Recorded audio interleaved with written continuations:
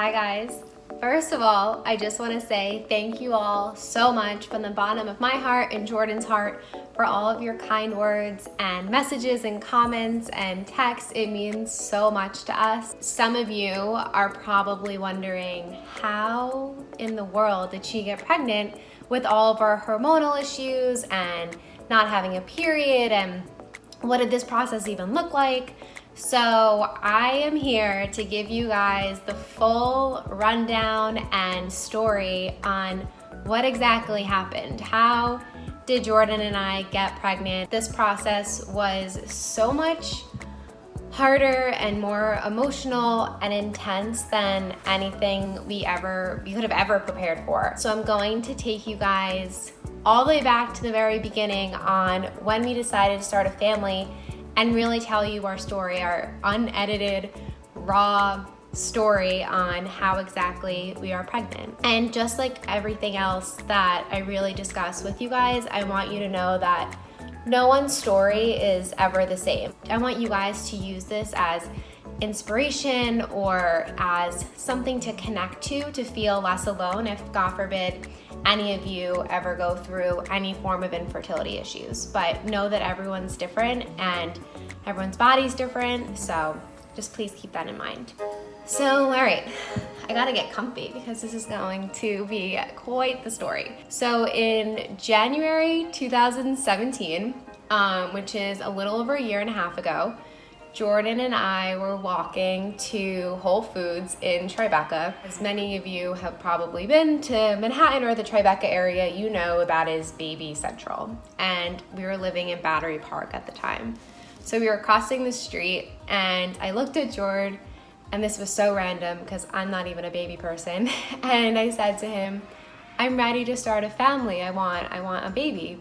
And he was shocked that those words were coming out of my mouth. We were on the same page. We knew it was time. We were both mentally ready. Clearly I wasn't physically ready, but we were mentally and emotionally ready to start our own family. Silly me, and pretty naive at the time, you think that the second you stop having unprotected sex, you're gonna get pregnant. But spoiler alert, it's not easy when you don't have a period. So since I hadn't seen a period for about a decade, I was on birth control for 10 years, went off of it for 2 years, and never saw a period. There's a lot more on that on my blog, so feel free to reference that for the full period background. But clearly I wasn't ovulating on my own, I wasn't growing follicles, and I wasn't getting my monthly flow to prepare me for motherhood. So after we started trying for, I think it was about a month or two, I called my gynecologist at the time and told him we were going to start a family, or we wanted to, and he had recommended that I take a drug called Clomid. So he gave me a prescription for Clomid over the phone, went to CVS, picked it up, had no idea what Clomid even was, what it meant, anything. So Clomid is a follicle stimulator. It's an oral supplement, and you take it for about 5 days. And there's different dosages and stuff that work for different women's bodies. So I took that for 5 days. Then he told us to have intercourse. It's so funny how the doctors, instead of saying have sex, they're have intercourse. Have intercourse, and whatever amount of days after, we'll get some blood work for you a few days later and we'll see if you ovulated. Looking back, that's not really the way to take Clomid, and we'll get to more on that in a little while, but I did not get pregnant from taking Clomid that first time. I didn't ovulate. My progesterone was still plateauing. It was less than 0.1, so it was really on the bottom cusp of what your progesterone should be, and it wasn't fluctuating throughout the month. So I looked at Jordan and I just said, you know what, let me try to get my body back on track in a more holistic approach. I'm not ready to kind of go to the next step for a fertility center at this time. So this is when I really started to go to acupuncture and take different herbs and adaptogens, and really just wanted to get my body on track. So I started seeing an acupuncturist down in Tribeca who specialized in fertility treatment, and saw her for a few months, and simultaneously I did an elimination diet to clear any toxins out of my body, like one of those 21-day programs. You guys know I've done a couple of those. I wasn't getting any hormonal symptoms really. I would have cramps here and there, but no period, wasn't ovulating, nothing. So a few months even later, I went to go see like a holistic doctor at one of the practices in Manhattan. This isn't Dr. Littman, we'll get to him in a little while. And this doctor told me that I had candida overgrowth, and that could be one of the reasons why I'm not ovulating and menstruating, etc. For me, I didn't have any of the symptoms, so in retrospect, I probably should have had my head on a little straighter and knew that candida just wasn't really what the issue was. I did a really strict diet of no grains, very limited sugar, no dairy, no gluten, no fun. So I did that for a few months and wasn't seeing any results again. And that doctor just stopped answering me one day. So after following his protocols and visiting him weekly, he just stopped answering. And this is fall of 2017 at this time.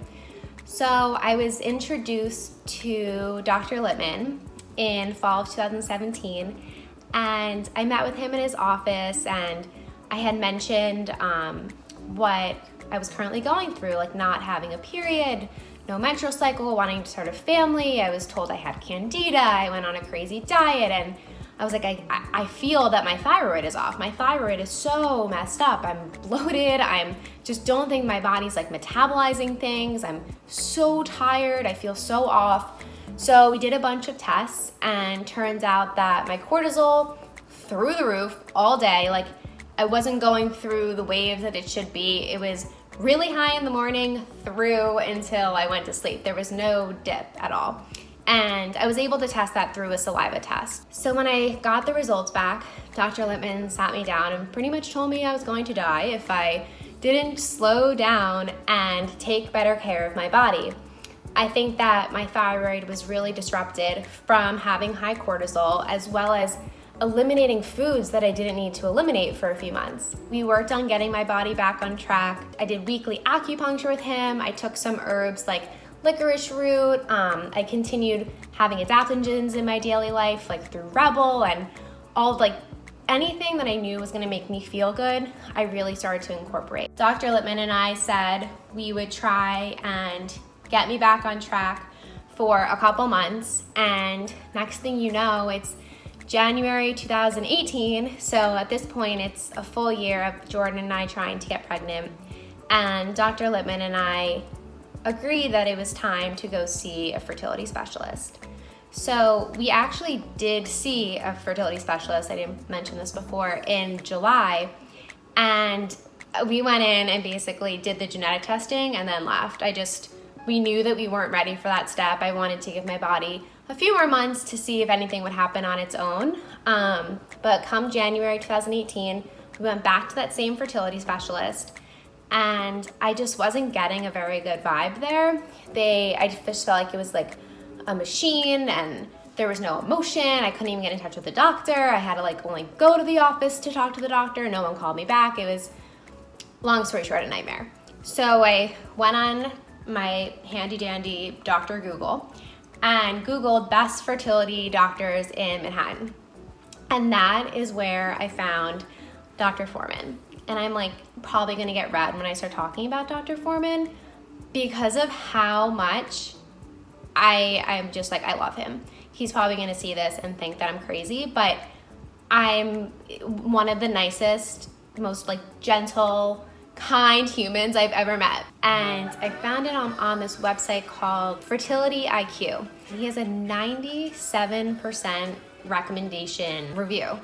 And that was non-existent for any of the doctors I was looking at. His reviews were amazing. When I was reading it, I was just getting excited about the possibility of meeting him. He seemed so smart, has had really great success with patients. And he works over at Columbia Medical Fertility Center. So I called them the next day and made an appointment, and I was so excited to get in. And I had even made a joke to the receptionist. I feel like I'm going to eat at a really cool restaurant in New York. His reviews are amazing. And she just laughed and said, yeah, he has a really great reputation with patients. You'll really enjoy him. Jordan and I went in to meet him the very first week of February, and he spent like 2.5 hours with us. We sat in his office one afternoon, and I walked him through a little bit of my story. He walked me through his hypothesis of why he thinks I'm not getting pregnant, what our issues are, and kind of what the plan is. And it was sketched out on this piece of printer paper, very informal, and just, you could tell he was thinking of everything as he was going, which was amazing because he wasn't just like treating me like every other patient. He was taking the time to really get to know me. So the next step from that was to get an HSG scan done. I had never heard of that before.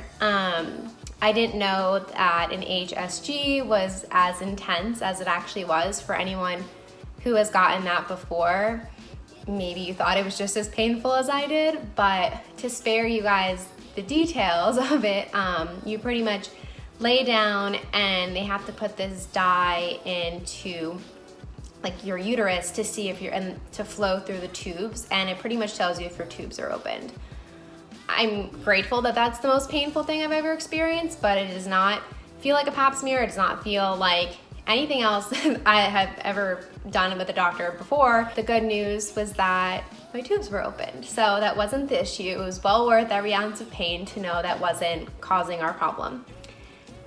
So the next step from there was to start the fertility drug called Clomid that my gynecologist had given me about a year prior. So there's different dosages of Clomid and very little side effects in comparison to most of the other fertility treatments you can try. And like I mentioned earlier, it is oral. So Dr. Foreman started me off on the middle dose of Clomid to see if I'd grow follicles. So it's very different when you take Clomid with a fertility specialist as opposed to with your gynecologist, because you're really supposed to be getting vaginal ultrasounds and blood work and really monitoring everything as you're taking Clomid. When I tried the medium dosage, I sadly didn't grow follicles, which we knew because we would do the vaginal ultrasound and no follicles were growing large enough. So then he put me on the highest dosage of Clomid. And one of the best parts of not having a regular period or cycle while going through infertility treatment is it's really easy to mimic and mess with your cycle, because we didn't have to wait till I ovulated next. We didn't have to wait till anything. We could just keep going. He put me on the highest dosage of Clomid. I believe this is actually when I was at Expo West that I was taking Clomid at this time, and came home, grew follicles, which was amazing. I had these juicy 18 millimeter follicles. And the next steps, he said, we were going to induce ovulation with an HCG trigger shot, which basically will make my ovaries ovulate. So that shot is done at home. Thanks, Dr. Jord.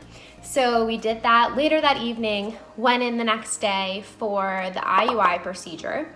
And IUI is when the male will produce a sample, aka jizz in a cup, and they sort all the sperm to get the really good ones. They put it into a metal catheter type thing. I don't use my terminology as the only way to describe this stuff. It's just what I kept calling everything. And I would then lay on a bed and they would take the sperm in the catheter and insert it into your cervix. So it helps the sperm to skip the step of having to swim through the cervix and kind of places the sperm there for you. And you're also told to have intercourse, during this time to increase the chances. And then you wait for 2 weeks. The dreaded, longest, most impatient 2 weeks of my life. For 2 weeks, you just sit there and wait to see if you found out if you got pregnant, if you got lucky. And my doctor also put me on progesterone, vaginal progesterone, which I would take twice a day. Progesterone has the wildest side effects I have experience from anything in my entire life, and it also like leaks out of you. This could be TMI, but you insert it with your hand and like up there. And I would have to put pads on all the time, and I didn't learn that until a few days in. So I was in like bar class leaking out into my leggings. It was disgusting. And progesterone also mimics all of the pregnancy symptoms. So my boobs would hurt, I'd be tired, I wasn't feeling well, like I would feel so blah. So went on that for 2 weeks, then found out that I was not pregnant. You go in like for blood work after 1 week post IUI, and then you go in the next week, and then that'll tell you if you're pregnant. Sadly, wasn't pregnant. The first time you know it's really not going to for most, but you're still so hopeful, and from all of the crazy symptoms I had from progesterone, and you're so passionate and dedicated to wanting to get pregnant that when you find out you're not, I was still crushed. But my doctor told me that next steps would be to stop taking progesterone, so that was a win, and I would get my period. And I responded to him and just said, I don't get periods, remember, like there's no way. And Dr. Foreman responded back and said, you're gonna get a period. 2 days later, I wake up in the morning and I got a period. It was the first time I had any type of like even spotting, anything coming out of there. So I was skipping around my parents' condo in Florida, freaking out. I was so excited. So a few days later, we went back to the doctor and I started a drug called letrozole instead of Clomid this time, which basically does the same thing Foreman does. It's just like another strand of a follicle stimulator. So I tried that, the highest dosage, didn't grow any follicles. So my doctor put me back on Clomid on that same high dose. And I went back and I was growing follicles again, which was great. So we did the same steps as round 1 for round 2, did the IUI, and 2 weeks later, after torturing myself with progesterone for 2 weeks, we found out that we were not pregnant. So I'm on the phone with my mom in like Flatiron area, and I told her I wasn't pregnant, and I lost it. I was like heaving. I said things that like I shouldn't have said about myself. It was really bad. Like I'm getting upset even thinking about it. My poor mom, she was probably like, oh my God, what am I gonna do? Sorry, 1 second. So I sat down, I found a bench, I sat down, I took a few inhales and exhales, and fortunately I had an appointment with Dr. Lippman for acupuncture. I'd been continuing to see Dr. Lippman during all of these treatments and getting acupuncture, which honestly, acupuncture was like my saving like grace during this entire thing. So I go to Dr. Lippman's office, I'm shaking, I can barely speak, and he knew I was getting the results that day, and he just gave me a hug. I laid down, did needles, and cried like the entire time at acupuncture. But when I left, I felt so much better, and I spoke to my doctor later that evening, and Dr. Foreman took the time for like 2 hours to talk to me on the phone as I was crying to him, basically like out of frustration. And he's probably thinking to himself, I see hundreds of patients a week who go through a hell of a lot worse than you are. But you know, everyone handles this so differently, and you can't prepare for the emotional roller coaster that you're gonna go through with fertility treatment. So Dr. Foreman mapped out what the next options were for us. It was, we can either try something called injectables, which always sounded kind of like random to me because it wasn't IVF and it wasn't like, it was just an injection you take, but like I didn't really understand it. I also heard that most insurance companies didn't cover injectables, so we were a little hesitant on it, and Jordan was actually switching jobs, so whatever, it was kind of a crazy time. So we made the decision that if our insurance company would cover injectables, not IVF, injectables, that we would try that next. He said that, you know, based off of my age and seeing that I am fertile, my AMH was in a great range, which is your anti-malaria hormone, and that basically helps give you and the doctor's insight on how fertile you are, that I had a chance at trying injectables and we didn't need to move forward with IVF immediately. When we found out injectables were covered, we started those. Dr. Jordan, how you doing? We're getting ready to insert.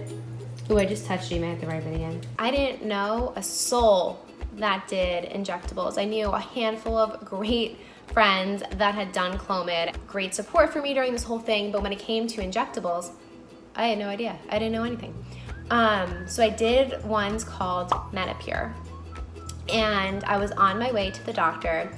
This is where it gets like crazy. I'm so excited to even share this with you guys. So I'm on my way to the doctor one morning and it's 6:30 a.m. Those of you who know me know that I'm not really a 6:30 a.m. kind of person. I am not talkative in the morning. I don't want to be like spoken to or interact with anyone.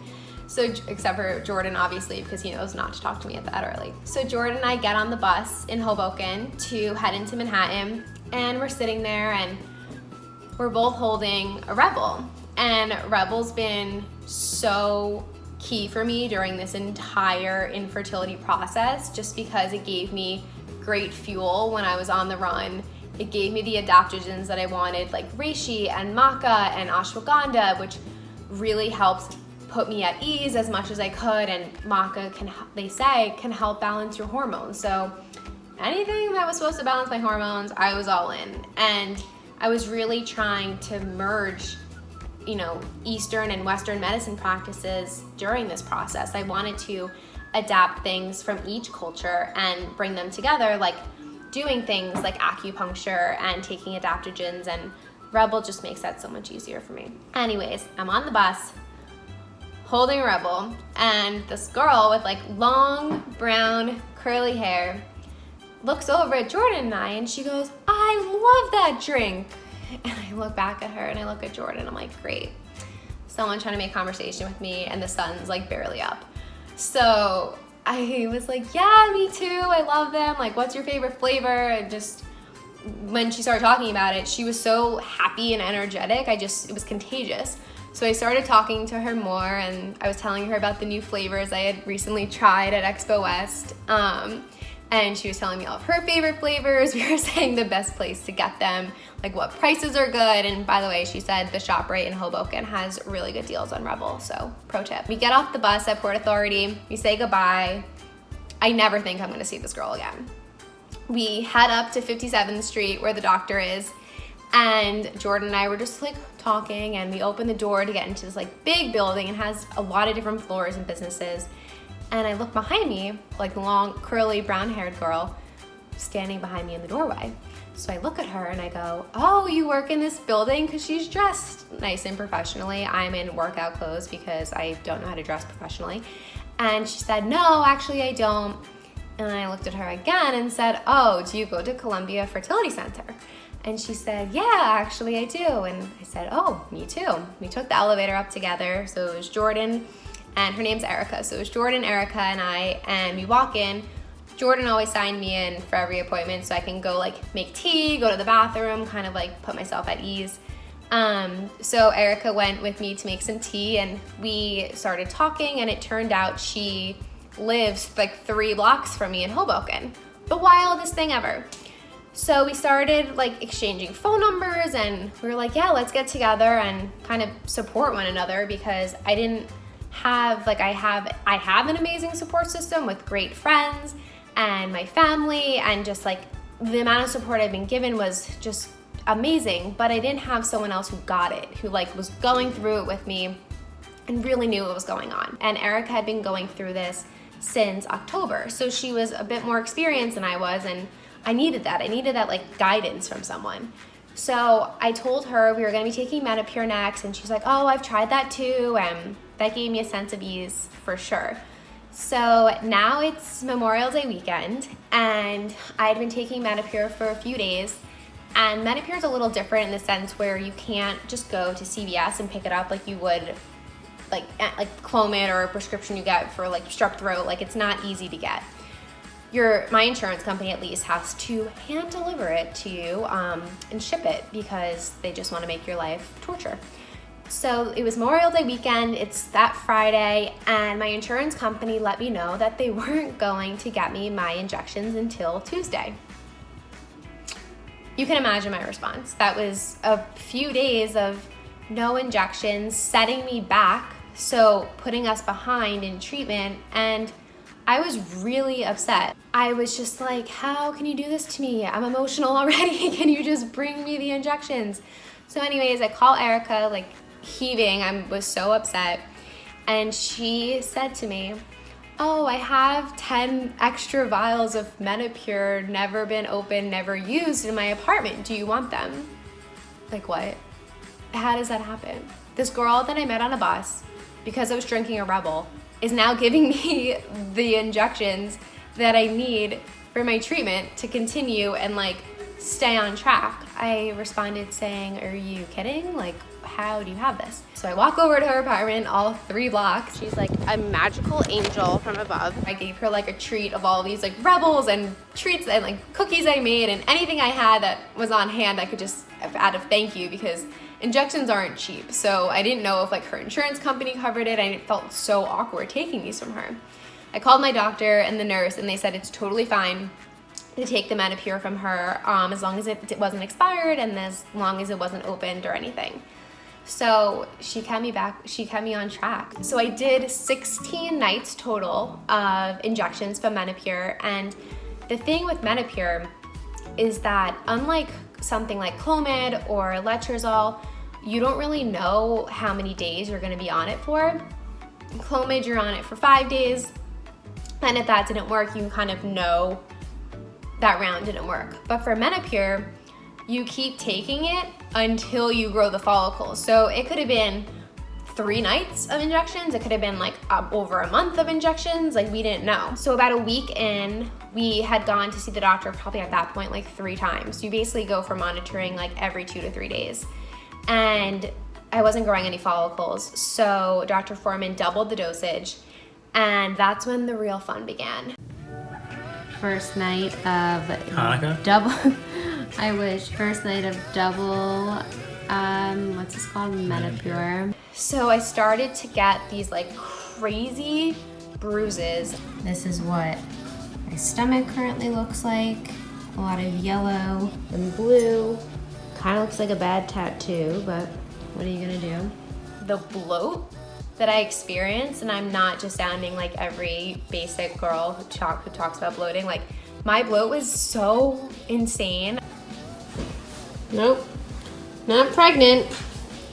Wearing long shirts because I wasn't embarrassed of the bloat, but I didn't want someone to say to me, oh, are you pregnant? The injection itself, like the needle, it would go right below your belly button, and you would have to alternate sides, like your left side and your right side each night. It didn't hurt, like it just felt like a needle like with blood work, but the like liquid or the whatever it's called, like that's the actual Menopur, burned like crazy. I call this round 3, so the 3rd round of a treatment of sorts. So round 3 was injectables for us. I held this little stone that says hope on it, and in May, after I had my 5th Avenue anxiety panic attack, my mom, who is, I love my mom to death, but she's not the most like spiritual human out there, and she had found this blue stone that said hope on it, and she gave it to me. So for each injection and all of the visits, I was holding the hope stone with me, and I would hold it so tight during each injection, like thinking it was almost like a squeeze ball, but it was just gave me a sense of ease. 16 nights of injections, trigger shot, and we had nowhere else to go. Are you excited, Jordan? Not the way I imagined. Say hello to our future children. Not the way I imagined. Say hello to our future children. Dr. Jordan in the hizzy. Last night of Menopur, we are down to 1 vial. These are all of the ones we discarded. Now it was time for the HCG trigger shot, and we decided to try a different strand of the trigger shot for this round. We didn't want to do the same one as the last 2 rounds because maybe that wasn't the right one for me. So Dr. Foreman prescribed a different one. We did that, and then we also did back-to-back IUIs. Good morning. Jordan's been here since 7:30 a.m. producing his manly samples. So one morning, it was a Friday and a Saturday, June 1st and June 2nd. And June 2nd is actually my birthday. So I was first like, I have to go there at 7 o'clock in the morning on my birthday. But at the same time, I said, I don't really care. Like, I'm gonna do whatever it takes, and maybe that'll be like some birthday luck, something. And when I left the procedure on June 2nd, the doctor who was on call for the weekend said to me, go have some oysters, which you don't have to twist my arm because oysters are mine and Jordan's like favorite, I guess you could say pre-dinner something to have. Have some oysters, have a martini on your birthday and enjoy yourself. Even if you're pregnant, the martini is not gonna do anything to you. The sperm is still like finding its way in there. We went and had a great celebration for my birthday. We went out to dinner with my family and Jordan's family, and it was a great day. After my birthday, then started the third round of the 2-week wait. So we know how that goes at this point. That means vaginal progesterone, 2 weeks of waiting, 1 week in, you go for blood work, 2 weeks in, you go for blood work, and that's the really important blood work day.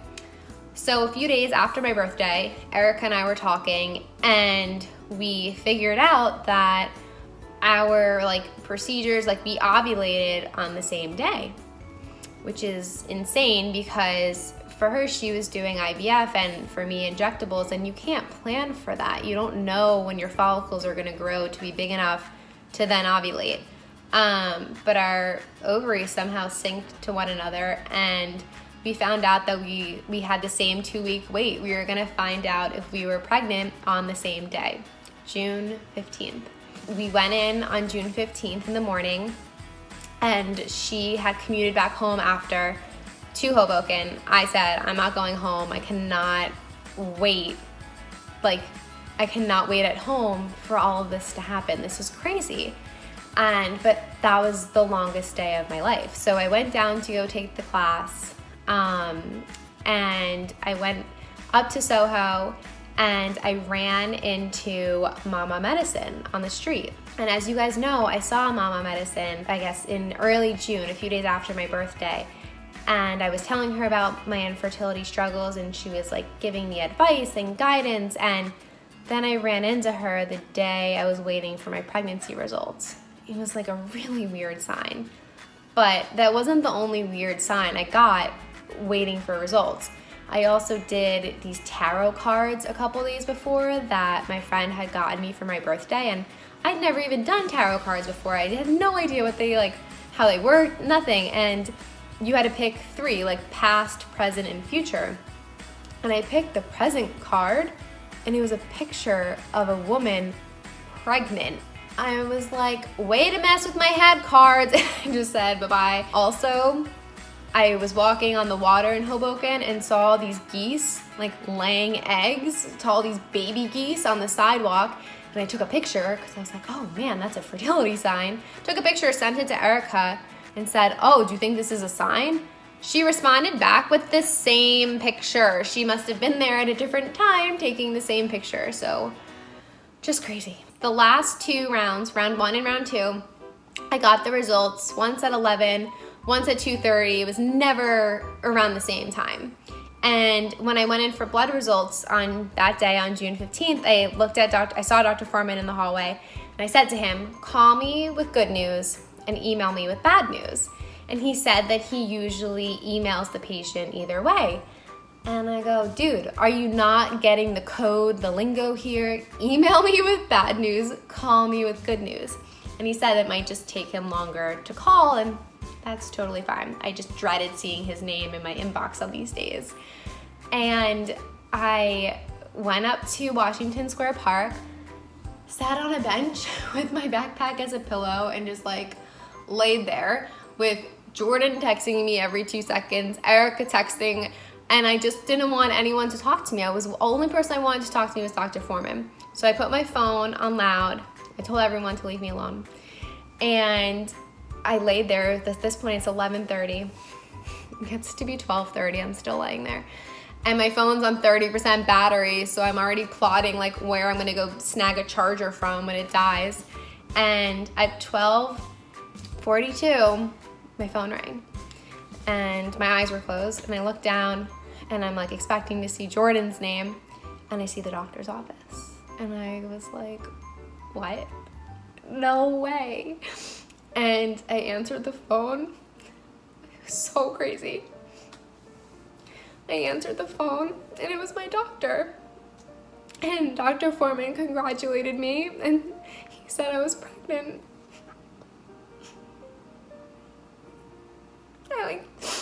I didn't believe it. I was shaking. I literally answered the phone and said, "You're kidding. There's no way."